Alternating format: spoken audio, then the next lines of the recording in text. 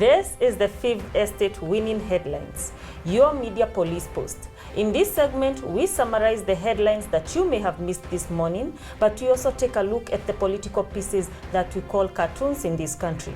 Today is the 14th of September 2021, and I am Serbia. I am GW. And I am GK. In case you missed the headlines, here they are. The Daily Nation, game of numbers.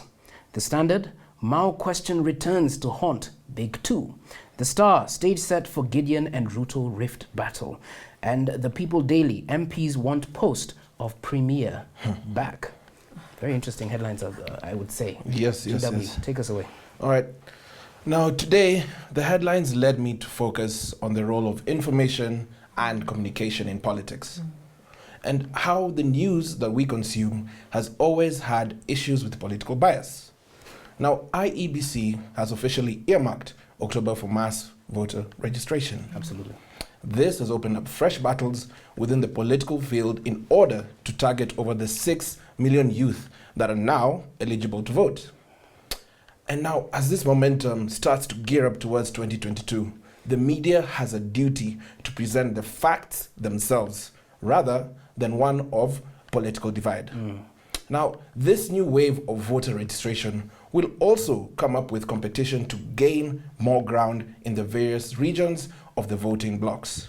And just like clockwork, the issues affecting the people, like ethnicity, land, and representation, are going to be primed on all the front pages of the newspapers and on the microphones of political campaigns. So, looking at the headlines today, the choice of words paints a certain narrative. Absolutely. And I suggest that the media is trying to set us up for some kind of eventuality. Now, the kind that suggests we're entering a season of war. What is the media up to? Let me repeat two of the headlines. Stage set for Gideon and Ruto rift battle. And game of numbers. Now, when you read these headlines, what do you think of? More often than not, we tend to interpret the world according to what we see and what we want to see. The perceptions of the people are filtered through the emotions. In the Standard newspaper, it's the same energy. The headline reads, "The Mao question returns to haunt the Big Two." This headline seems to be foreboding dark times ahead, reminiscent of our traumatic past and the pain that has plagued some of our communities over the past elections. Now, the point here is this. The issues that are in the public space are heavy, complex, and require a critical point of view. Absolutely. It is the duty of the media to lift the veil of ignorance and promote rationality as opposed to emotion. And here at the Fifth Estate, we will ensure the media stands guided. Wow, For wow, sure, wow. real. And speaking of the headlines, we have a three-part criteria that we use to judge the headlines for you. We ask ourselves these three questions. Is the headline topical or speculative? Is it repetitive or groundbreaking? And finally, is it thoughtful or just plain lazy? Serbia, what is your submission for us today? So today I'll talk about something entirely different that has been bothering me for the past 2 weeks. I would like to talk about this man Ruto from Kamagut, who says, "Bwana asifiwe" when lying in church, and now wants to teach us about democracy. We can't help but wonder if this democracy he talks about is also bottoms up. Allow us to begin by posing a question. If William Ruto in Jubilee could not easily abide internal democratic practices, or even in URP before that, or even in UDM before that, what makes you Kenyans think that this leopard has changed its spots? As of 2012, he had changed political parties 4 times. The Prime Minister holds the record in this House for having changed parties. He holds the record. He hasn't told the House how he managed to change to all these parties. I think he must be in the 8th party. What drove him from one party to another? Was it the policies he was following, as he's telling the House? Mr. Speaker, the honourable member is saying that I hold a record. I have changed political parties 4 times, because NAC was not a political party as such. We were only an LDP. Mr. Speaker, KANU, ODM, UDM, and URP are 4. He himself, Mr. Speaker, has changed parties 4 times, like myself.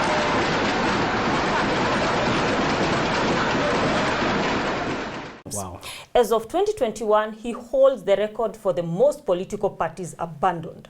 He has changed parties 7 times, if you add UDA, Jubilee, and Jubilee Asili to that list.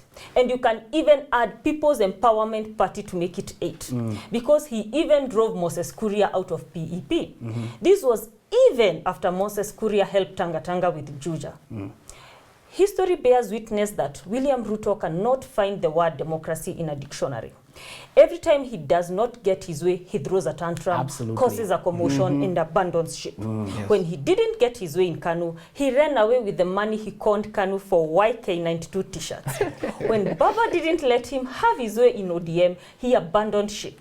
He then tried to confuse Kenyans with a party called UDM. That sounds like ODM. But even before it could properly form, he deserted it because they didn't do exactly what he wanted. He then formed URP, which ironically had 70% of MPs from Rift Valley. So he should be the last person to talk about tribal parties. Absolutely. But even a party of Rift Valley MPs will be okay, since it was sold as a party of farmers and pastoralists. Even Francis Ole Kaparo has told us that as soon as Ruto joined government, he abandoned that agenda. Let's not be swayed by lies. Sasa wengine tuliwasaidia wakati ile ingine. Tuliambiwa tunatengeneza serikali ya wafugaji. Chama cha wafugaji, wakulima. Tukatembea Kenya mzima sisi wafugaji. Hata ng'ombe zetu tulikula. Dini baada ya hawa kukamata serikali, wafugaji walisaulika. He abandoned URP and forced Isaac Ruto to form CCM. And then he lied to Kenyans that he was joining Jubilee to seek unity. Come on. Whereas Uhuru supported the merger with TNA because he has been consistent about unity, as seen through the handshake and BBI, William Ruto's real plan was to steal Gema through the back door.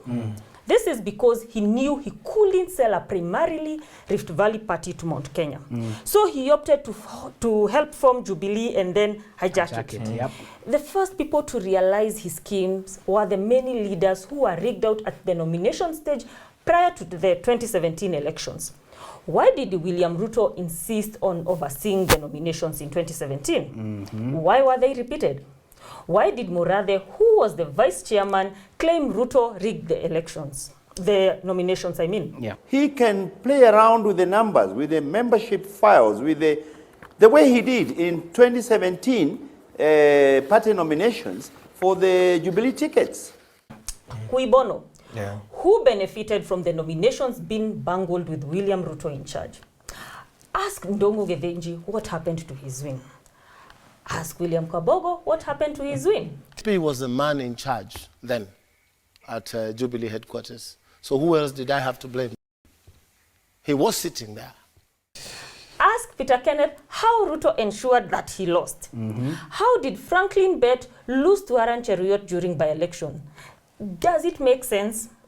With this colorful and illustrious history in bottoms-up democracy, Ruto now promising democracy in UDA is a hyena preaching a vegetarian diet. And please remember, he is in UDA, but he was elected DP through Jubilee. So he is even using the Political Parties Act kufungia nyama. Wow, Sabia. That is some very information there. Yeah. So for me, today's headlines were good, but I want to talk about the real revelation story.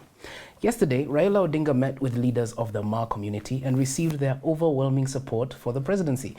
This in itself is huge news and is a big advantage for Raila. The Maasai community are known to always support those that will represent them in government. And this would suggest that they believe that Raila has a real chance to become the president come 2022. But something interesting happened on the exact same day. It emerged that William Ruto has met with the Ntimama family, which is known to be a powerful family in the Ma community. That got me thinking, have you guys been watching the latest moves of Raila and Ruto lately?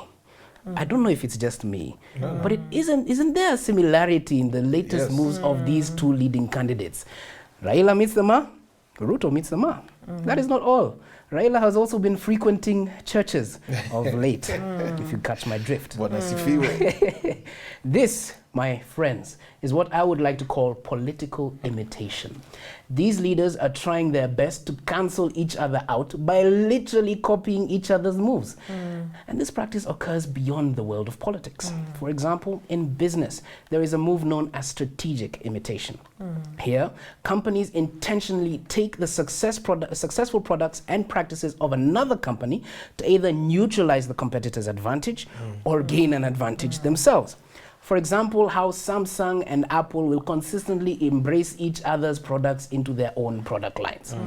And this is what I believe Ruto and Raila are engaged in: strategic imitation. It is effective, but the question remains, who will gain from it most? And the other question, to what end? In Robert Greene's 48 Laws of Power, we learn about the mirroring effect. When you mirror your enemy, it mocks and humiliates them, making them overreact. That means that it is not good for someone with a short temper to be mirrored.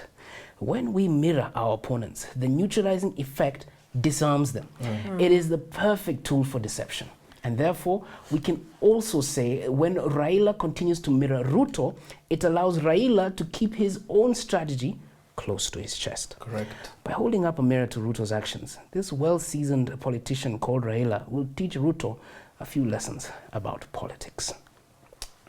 So, back to the headlines. I'll remind you guys, and you guys can tell me which ones you believe are the best. The Daily Nation, game of numbers. The Standard, the Mao question returns to haunt the big two. I'm assuming that is Raila and Ruto. Yes. The Star, stage set for Gideon and Ruto rift battle. The People Daily, MPs want post of Premier back. I'd first automatically want to remove the Star from conversation because there's no battle between Gideon and Ruto. Those are different playing fields. Yes. The Mao question one, it left me wanting more. But I don't mind the People Daily and the Daily Nation. But Game of Numbers is just short and sweet. What do you guys think? I prefer the People's Daily. They are talking about MPs want post of Premier back. I think this is something which should garner more media coverage because they're trying, this is what the BBI was trying to give us as Kenyans. And this is the last attempt to rescue it. So I endorse these plans and efforts. Okay, GW, what do you think? I'm still going to go with the Game of Numbers. It almost sounds like an ode to something we're familiar with. Tyranny of numbers. Tyranny, Exactly. It's short, it's sweet, it's catchy. So I think we'll give it to the Daily Nation, which has our winning headline. And now it is time for our final thought, which today is inspired by the book Manufacturing Consent, The Political Economy of the Mass Media by Edward Herman and Noam Chomsky. This week, we will be talking about the media and communication. So Serbia, what would you like to tell us today? First of all, I want to begin this book by posing this question. Can you trust the media? It's a common question that we usually encounter in our increasingly polarized world.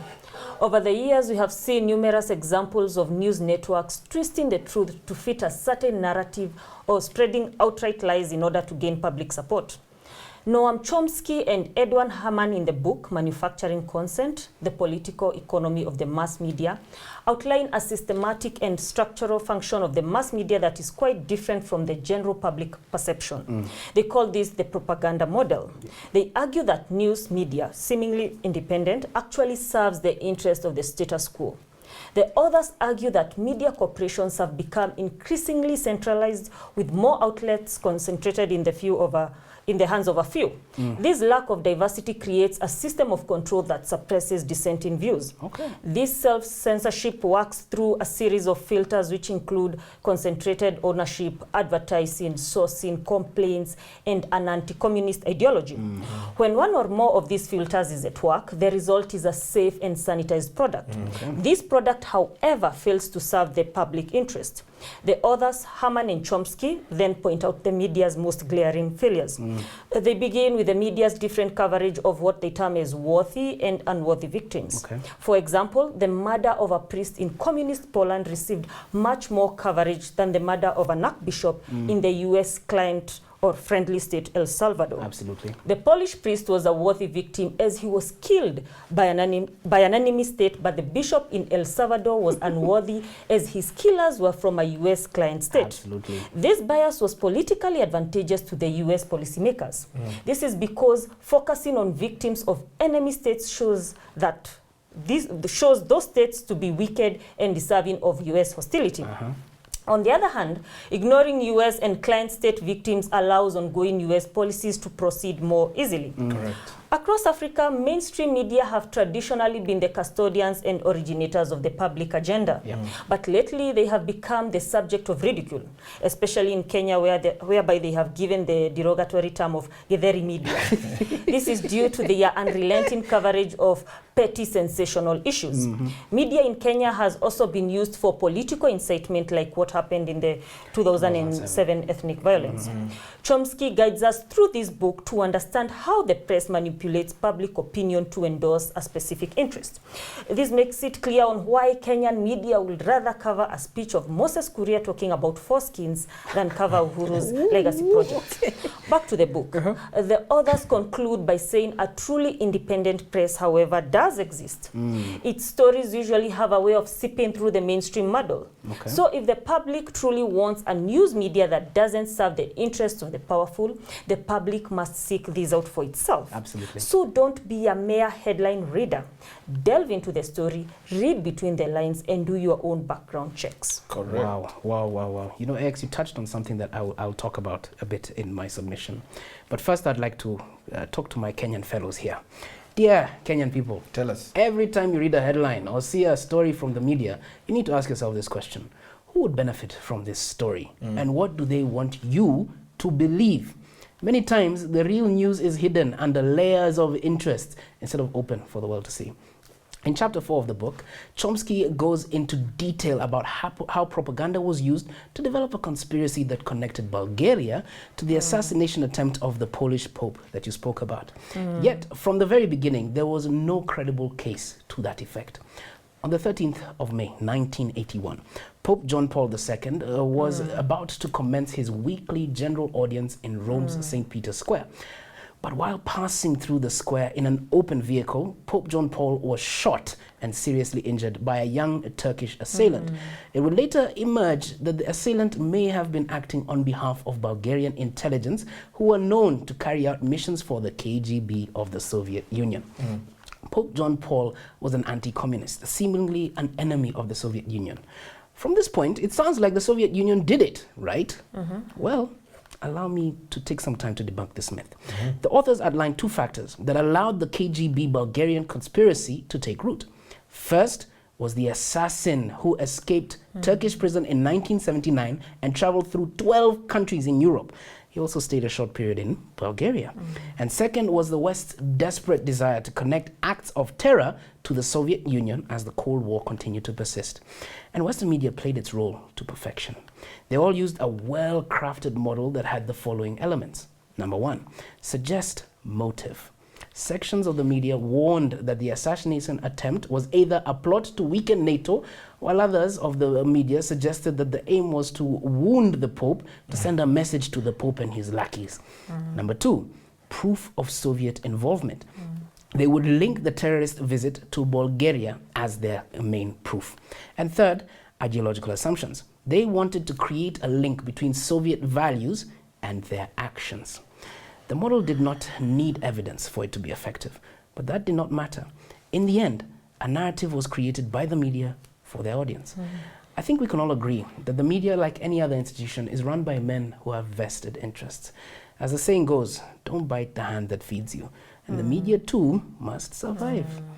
And many times, the aim of these owners of the market of the media is to make the public spectators and not interpreters. I think that's interpreters. That's Now, when I was looking at this book, I was inspired by the theme of the week. And basically, we're talking about the controllers of information. This is the media.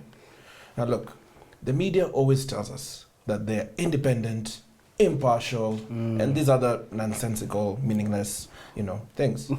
They don't tell us that they're committed to finding the truth and, saying it as it is. But the fact of the matter is, thanks to the media, we are in a truth crisis. Fantastic, absolutely. Now, Herman and Chomsky wrote this book in 1988, when the media was mostly centered around print, radio, and TV. Things have changed. Between the 1980s and the 2000s, the media houses in Kenya were trusted institutions. They were part of the fight for multipartyism and for a more free and democratic nation. Today, that's not the case. The allure of profit has been the core motive, and it has led to trust issues among the audiences. According to a recent poll done by Geopol, survey of 64% of Kenyans do not completely trust the media. Rightfully so. Why is that? Media houses often tell us what those in power need them to tell us. This is so that we can fall in line. So is it possible that the very democracy that we subscribe to is staged? Now, the media operates on 5 filters. Let me break this down. The first is profit. Big media houses are often owned by conglomerates whose bottom line is profit. And anyone who can guarantee this profit will take the center stage, and critical journalism will take the back seat. Number 2, the second filter is advertising. And the product is not what you see on the screen or the newspapers, but the product is you. The advertising firms pay the media houses for their large audiences, and that makes for good cash. The third filter is the elite of the media. The elite tailor checks and balances that control the media. To put it simply, those in power and those reporting on them and for them are in bed with each other. And woe unto you for challenging that power. The fourth filter is flack, or consequences. When journalists, sources, even whistleblowers attempt to go against the status quo, there will be consequences.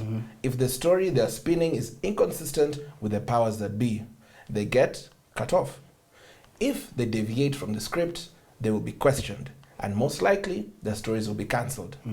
And finally, the fifth filter that ties this whole system together, an object of aggression. Terrorists, immigrants, pandemic, you name it. Fear is created and acts as a very strong motivator. This pulls together public opinion and enlists the citizenry against whatever or whoever public enemy number 1 is. So to put this all together, you have a formidable force that turns the public into spectators and not participants. Using those 5 filters, it makes the perfect formula to manufacture consent. The result is a public that's passive and obedient, period. And now, you have people who are put under the illusion of free expression and a voice of what, can control debate. Truth be told, the population doesn't even know what it doesn't know. Absolutely. And if you're not careful, the newspapers will have you hating the people who are being oppressed and loving the people who are doing the oppressing. Malcolm X. Wow. So please don't forget to subscribe to our YouTube channel. We are also on your TV screens. Find us on Pang Free to Air, GoTV, and Star Times. We will catch you next time. Good night.